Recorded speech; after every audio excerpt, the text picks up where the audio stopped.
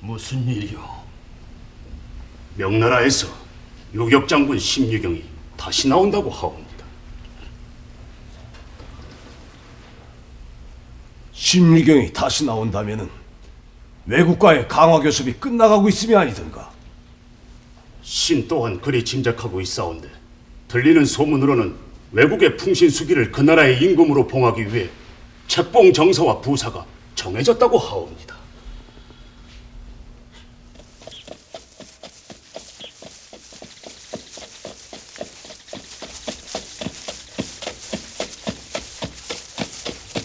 대국과 외국 사이에 무슨 약조가 되었는지 그것을 알고 싶을 따름이오이다. 오,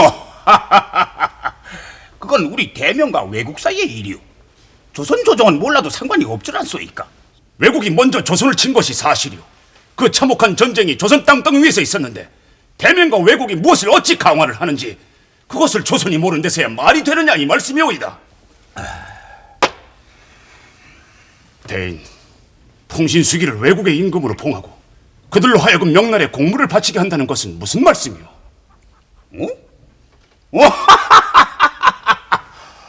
알고 있구먼. 알고 있으면 됐지. 대체 무엇이 더 궁금하다는 것이오이까?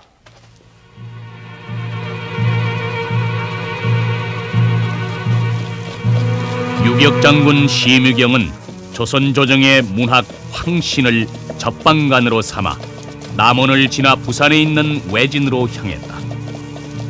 이는 책봉 정부사가 나오기 전에 심유경과 외장 소서 행장이 입을 맞추어 두기 위해서였다.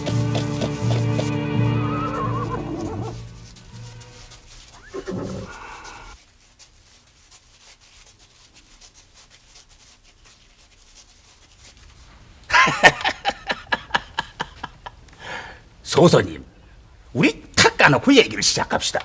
무슨 뜻이오? 따지고 보면 우린 서로가 모두 상전을 속이고 있질 않았소? 그때 소서는 태하 풍신수길에게 우리 대명의 참뜻을 알리질 않았고 나도 그대와 마찬가지로 외국의 참뜻을 우리 황상폐하께 알리지를 않았어요. 그건 사실이요. 이 사실이 세상에 알려지게 된다면은 그때 소서는 태하 풍신수길의 명으로 배를 째고 죽어야 하고 또한 나도 황상폐하의 명으로 목이 떨어지는 수밖에 없어. 그러니 우리가 함께 살아남기 위해서는 무슨 재간을 부려서라도 조선에서의 전쟁을 강화로 매듭을 지어야 한다 이 말씀이요. 급기야 심유경과 소서 행장은 마각을 드러내고야 만다. 이제 조선에서의 강화 교섭은 이들 두 사람의 목숨을 부지하는 방법으로 서서히 전락돼 가고 있었다. 우리 황상폐의 뜻을 전하겠소. 첫째, 풍신수길은 외국의 임금으로 봉한다. 둘째, 대명은 외국의 봉공을 받지 아니한다. 셋째, 이를 위해 외병은 조선에서 완전 철병을 한다. 이렇게 돼 있어. 그건 말이 되지 않아요. 거기에는 우리 태합전하의 뜻이 단 한 가지도 반영되어 있지를 않지 않소.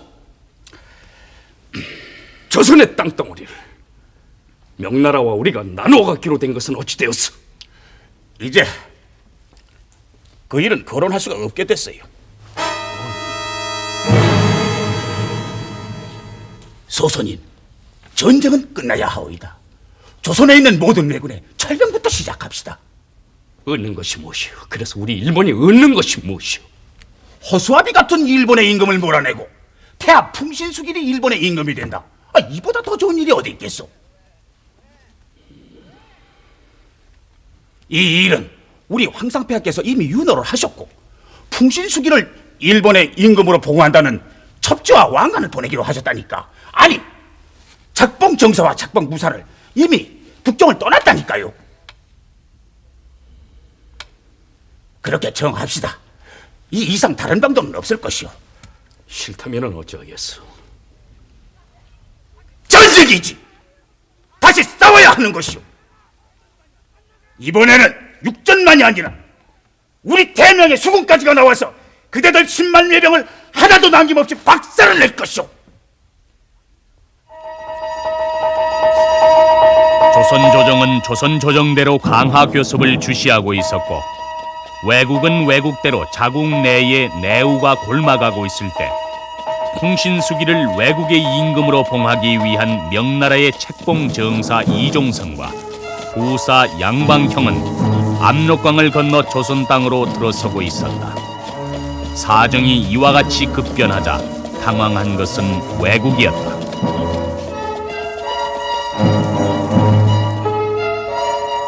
이에 소소 행장은 극비리에 외국으로 건너가 이 급박한 사정을 석전삼성과 의논하기에 이르렀다. 말이 되지를 않아요. 아무리 우리가 강화교섭을 주장해왔기로 어찌 그런 조건으로 완전히 철명할 수가 있는가? 알아요. 강화의 조건이 미진하고 불충분하다는 것은 나라서도 알고 있는 일이나 지금까지 조선 사도를 우리가 차지한다는 조건으로 태압 전하를 설득해왔는데 그것이 빠졌다면 설득할 수가 없어요. 태압 전하는 패전의 한을 남기게 된다는 말씀이외다. 설득을 하셔야 합니다. 태압 전하께서 우리 일본국의 임금이 된다는 명분으로 이 전쟁은 끝마쳐야 한다니까요. 도리 없겠죠. 소선님은 어서 조선 땅으로 건너가서 되도록 많은 시간을 벌어주시오. 1년도 좋고 2년도 좋으니 시간만 끌어주시오. 이들에게 있어서 시간을 번다는 것, 그것은 풍신수길의 설득을 위한 것이 아니라 그 안에 풍신수길이 죽기를 기다리는 것이었다. 또 그것은 이들뿐이 아니라 전쟁에 지친 대명들은 누구나 풍신수길의 사후의 일을 생각하는 분위기가 외국 땅에 고조돼 가고 있는 것이었다.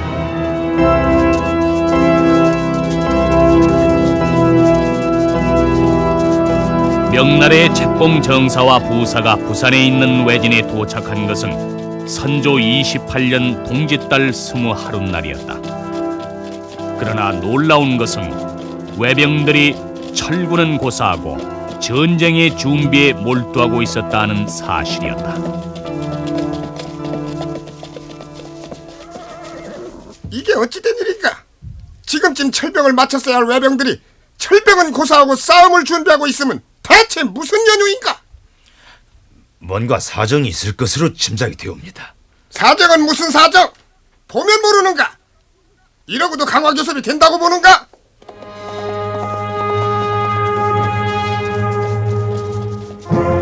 삼남 지방에 10여만 명의 왜적이 주둔해 있는 채 명나라와 외국은 강화교섭을 진행하고 있었고 명나라의 황제는 외국의 태압 풍신수기를 일본의 임금으로 책봉한다는 교서와 관복가지를 마련해서 정사 이종성과 부사 양방형을 외진으로 보냈다. 이때가 선조 28년 11월 21일이었다.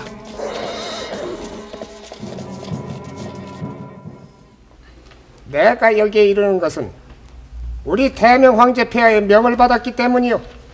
그 명은 외국의 풍신수길에게 임금을 책봉하기 위함이요. 헌데 조선 땅에 있는 외병들이 철병은 고사하고 싸움에 임할 처리를 하고 있으니 무슨 연유인가?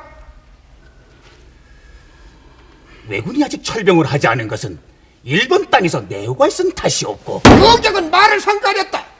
내우라니. 아무리 내우가 있었기로 외교를 뒤로 미룰 수 있는가? 그것은 사실입니다만 우리 일본의 사정이 어렵게 된 것은 우리 태압 전하께서 실로 3년 만에 아드님을 얻으셨기 때문입니다.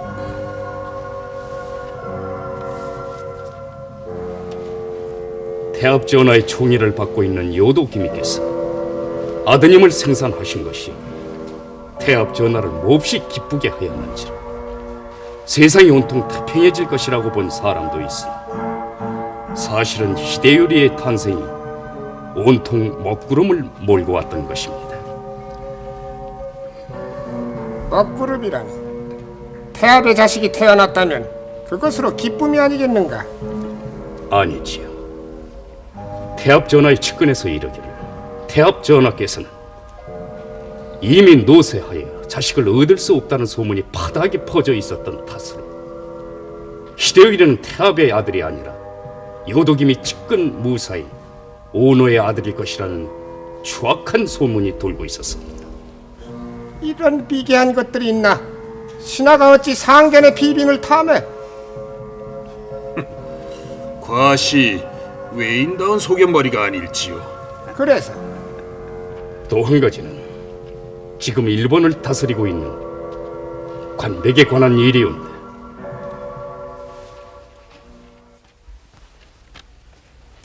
관백의 이름은 풍신수차였고 이분은 태압전하의 누님의 아들인데 새로 히데요리가 탄생되는 것으로 자신은 관백의 자리를 빼앗긴다는 초조함에 휩싸인 나머지 정무를 게을리하고 마침내는 새로 태어난 작은 대감 히데요리를 미워하기에 이르렀습니다. 그런 일과 애교와 무슨 상관이 있는가? 결국 경로하신 우리 태압 전하께서는 조카인 관백수차에게 할복을 명하셨습니다. 지난 7월 보름날에 있었던 일이오시다. 수차, 너는 내 누님의 아들이었기에 나의 뒤를 이어 관백의 자리에 올랐느니라. 관백이란 무엇이냐? 천하가 통일된 일본을 다스리는 막중한 자리임을 너는 알고 있을 것이니라. 허나 너 수차는 옹졸하였느니라. 내가 조선에서의 전쟁을 지휘하고 있었다면 너는 마땅히 일본의 땅덩어리를 태평하게 다스려야 했을 것이니라. 너는 바로 이 점을 소홀히 하여 관백의 위신을 떨어뜨렸느니라. 게다가 히데요리가 태어나면서부터 너의 성민은 더욱 광패해졌느니라. 내가 너로부터 관백의 자리를 뺏고 내 아들 히데요리로 새 관백을 삼을까봐 두려워서 넌 낮에도 술에 취해 있었고 심지어 히데요리가 내 자식이 아니라는 등의 회개망측한 소문을 퍼뜨렸느니라. 전하, 시승은 그와 같은 말을 입에 담은 바가 없었사옵고 닥치어라! 닥치렸다! 또한 저를 관백의 자리에서 끌어내리고 히데요리를 새 관백으로 삼고자 하신 것은 전하의 내심이 아니옵니까? 그렇지. 조카보다는 아들을 소중히 하는 것이 인지상정일 테니까. 그러나 나는 바보였다. 그깟 일로 네 마음 하나를 다스리지 못하는 위인이라면 어찌 한 나라를 맡아서 다스리겠느냐. 밤하늘로 할복하라. 전하, 관백의 할복을 닥치어라! 이 수길의 명인이라.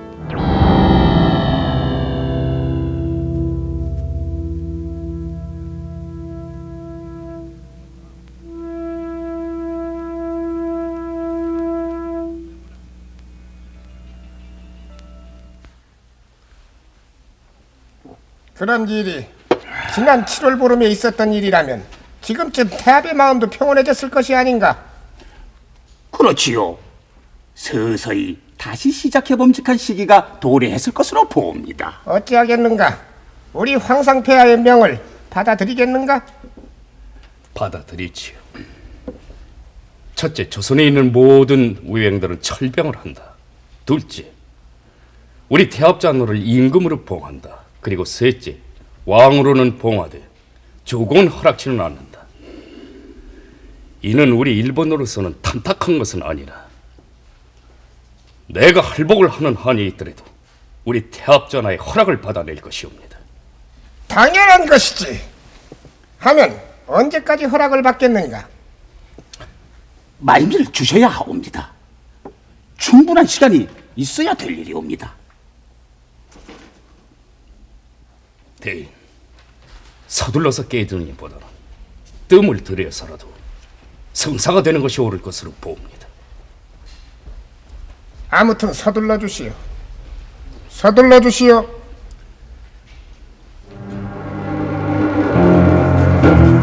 마침내 외장 소서행장과 유격장군 심유경은 조즉 양국이라는 깃발을 휘날리며 외국으로 떠나간다. 이들은 서둘러 강화를 매듭짓자는 것이 아니라 되도록 시간을 끌자는 수작이었다. 어떻소 내 수아리? 놀라워요. 참으로 놀랍소. 우리가 다녀오자면은 좋기 반년은 더 걸릴 것이오. 그 안에 책봉종사 이정성은 지쳐서 도망을 하고 말 테니까. 이르다 뿐이겠어. 나도 그 일은 이미 조처해 놓았어요. 그럴 테지요. 우리는 강산을 유람하면서 천천히 다녀오면 되는 것이요.